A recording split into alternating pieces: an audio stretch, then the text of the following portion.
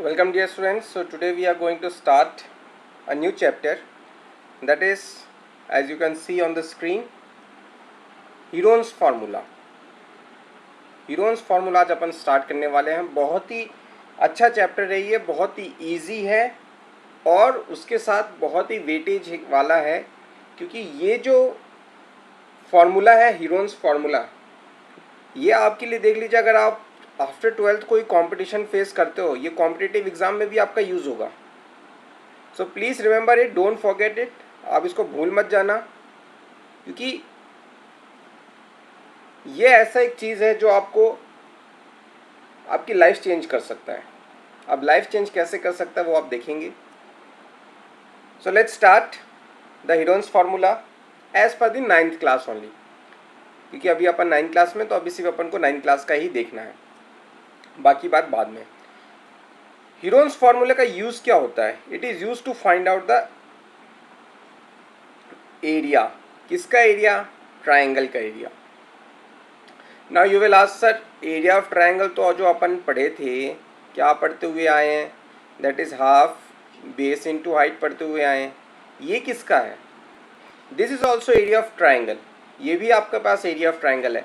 अब आपको पता हो कि इक्विलेटरल ट्राइंगल, इसका एरिया क्या हाफ बेस इंटू हाइट होता है? नहीं. इसका एरिया क्या होता है? इक्विलेटरल ट्राइंगल का जो एरिया होता है √3/4 इंटू साइड स्क्वायर होता है. फिर उसके बाद आपका आइसोसेलेस ट्राइंगल होता है, आइसोसेलेस ट्राइंगल का भी इक्वल होता है. तो ये किसका होता है? This is applicable when the our triangle is right angle triangle, क्योंकि हाइट की बात हो रही है, हाइट इज ऑलवेज परपेंडिकुलर. तब ये आपका एरिया ऑफ ट्राइंगल लगेगा. इक्विलेटरल ट्राइंगल में अगर आपके पास 3 साइड्स हैं, so you can't use this formula, because आपको वहाँ पे हाइट नहीं पता रहती है, इसलिए. तो अपन क्या करते हैं, √3/4 साइड स्क्वायर से इसका आंसर ले लेते हैं. ओके. नाउ सिमिलरली आप आइसोसेलेस ट्राइंगल का भी निकाल सकते हो. कैसे निकालोगे देखते हैं. ये आपके पास एक आइसोसेलेस ट्राइंगल है, ए बी सी. आपको पता है any of the 2 sides are equal, so I have taken A B is equal to A C. मैंने इस पे यहाँ पे परपेंडिकुलर ड्रॉप कर दिया. तो बच्चों, परपेंडिकुलर इक्विलेटरल में हो या आइसोसेलेस में हो, परपेंडिकुलर और मीडियन इसके सेम ही होते हैं. समझ में आया? इक्वल साइड अगर ये ए है तो ये भी ये होगा. अब ये वाली साइड तो अनइक्वल है, तो इसको अपन बी ले लेते हैं. तो ये जो डी होगा, ए डी क्या हो गया? A D is perpendicular to B C हो गया. ठीक है. आप देखिए, अभी आपको पता चल जाएगा कि if you are not knowing the formula also how can you derive it. इसलिए मैं आपको बता रहा हूँ, क्योंकि कभी कभी होता है कि अपन भूल जाते हैं. तो भूलने से अच्छा है कि अपन समझ लें कि कैसे डिराइव हुआ है. सो it will B how much, b/2. ये भी आपका कितना हो जाएगा? b/2. अब आप देखो triangle A B D, you are seeing the triangle A B D is a right angle triangle. आपको ए डी की लेंथ नहीं पता, ए डी की लेंथ के लिए आप पाइथागोरस थ्योरम लगा दोगे. सो पाइथागोरस थ्योरम लगाओगे, so it will be A B square is equal to A D square plus B D square. So A B की वैल्यू कितनी हो गई? A square. ए डी की value we have to find out, and A B D की B D value is how much? b/2. So square कर दो तो b²/4. Transfer it here, so it will be A square minus b²/4 is equal to A D square. Square इस side जाएगा तो ये square root हो गया, 4a के साथ मल्टीप्लाई हो जाएगा तो 4a² माइनस b²/4. अब डिनोमिनेटर में तो परफेक्ट स्क्वायर है, ये बाहर आ गया, 1/2 square root of 4a² minus b². This is the value of A D. अपन को बस हाइट चाहिए थी. अब आप देखो, आप area of triangle A B से अब आप इजीली निकाल सकते हो. इस पे आप लगा दो हाफ बेस इंटू हाइट. अब यहाँ पे क्यों लगा रहे हैं? यहाँ पे तो आपका आइसोसेलेस ट्राइंगल है. सी, यहाँ पे आपको हाइट है, इसीलिए अपन हाफ बेस इंटू हाइट लगा रहे हैं. तो ये आपका हो जाएगा, पेन चेंज कर लेते हैं तो आपको पता चल जाएगा कि फार्मूला कहाँ पे है. हाफ इंटू बेस की वैल्यू क्या है? बी, और हाइट की वैल्यू कितनी आई? 1/2 square root of 4a² minus b². So 1 into 2 into 1/2, so 1/4 b square root of 4a² minus b². This is the value of area of triangle A B C when our triangle is isosceles. इसका मतलब ये हुआ कि देखिए यहाँ पे आपको पता चल जाएगा 1/4 मतलब हाफ का भी half, area of triangle is half base into height, तो इसका भी आपको हाफ कर दोगे तो 1/4। बी की जगह बी है, बेस की जगह बेस है, ये बी क्या है, बेस है।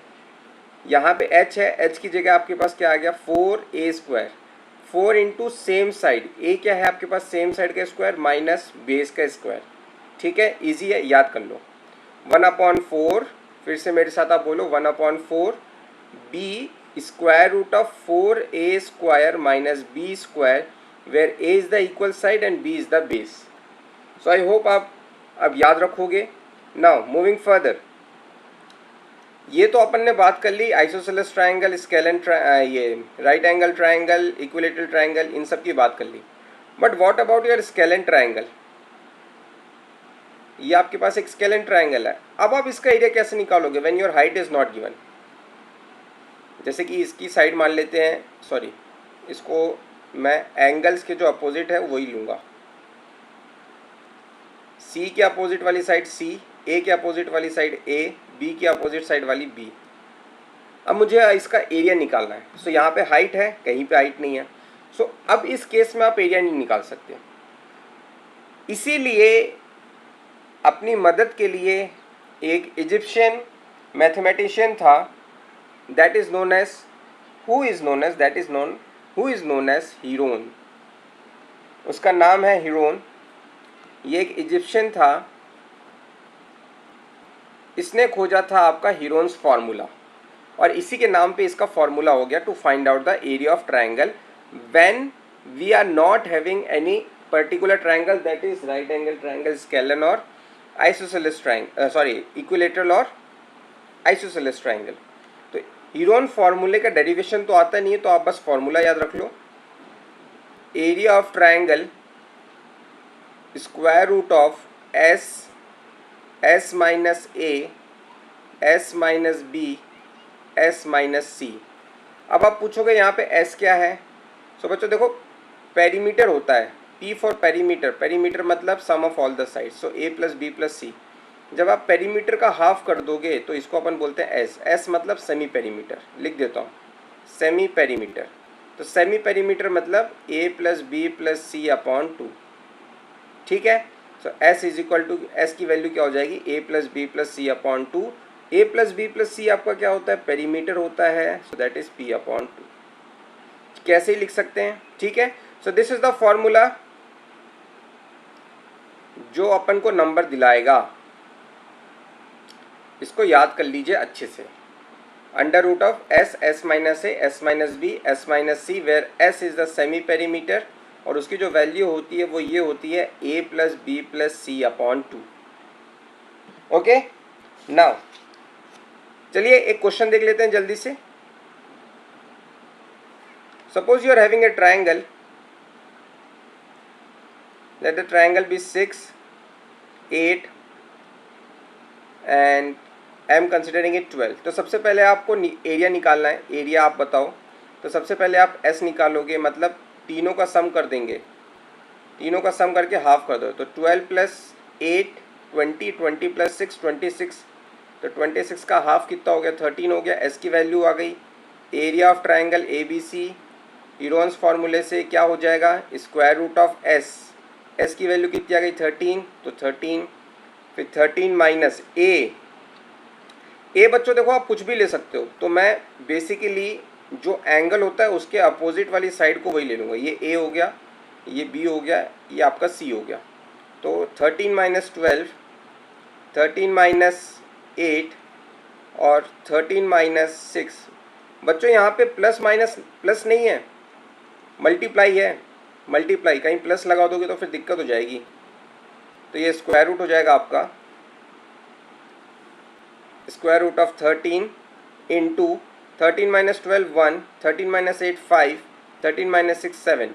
सारे के सारे प्राइम नंबर हैं, तो बाहर तो कोई निकल नहीं पाएगा, बाहर नहीं निकलेगा तो बस आप इसको अंदर मल्टीप्लाई कर दो।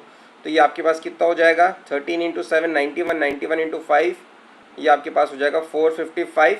क्योंकि ये एरिया है और ये आपका सेंटीमीटर में होगा, ये क्योंकि साइड है, साइड की कुछ लेंथ होगी, तो ये आपके पास सेंटीमीटर स्क्वायर में आपका आंसर आ जाएगा। समझ में आया? यहाँ पे सेंटीमीटर हो, मीटर हो, अब क्योंकि एरिया है, एरिया की कुछ यूनिट होती है, so we have to write the unit. So ये आपका सेंटीमीटर स्क्वायर या मीटर स्क्वायर हो गया। ठीक है, एक बार फिर से चेक कर लेते हैं। 13 7 91, 91 इंटू 5 ये हो जाएगा 5 और ये आपके पास हो जाएगा 455। ओके ठीक है, तो ये आपका आंसर आ गया अंडर रूट ऑफ 455। अब ये कंपोजिट नंबर तो है, लेकिन यहाँ पे आप इसके फैक्टर्स देखो, सारे के सारे प्राइम है, तो कॉमन बच्चों कुछ भी नहीं निकलेगा। सोचना भी मत कि कॉमन निकल जाएगा, आपको बस इतने में आंसर छोड़ देना है। ठीक है, तो स्टूडेंट्स आज के लिए बस इतना ही, बाकी जो क्वेश्चन है वो अपन नेक्स्ट वीडियो में देखते हैं। सो आज के लिए इतना ही, बाय बाय।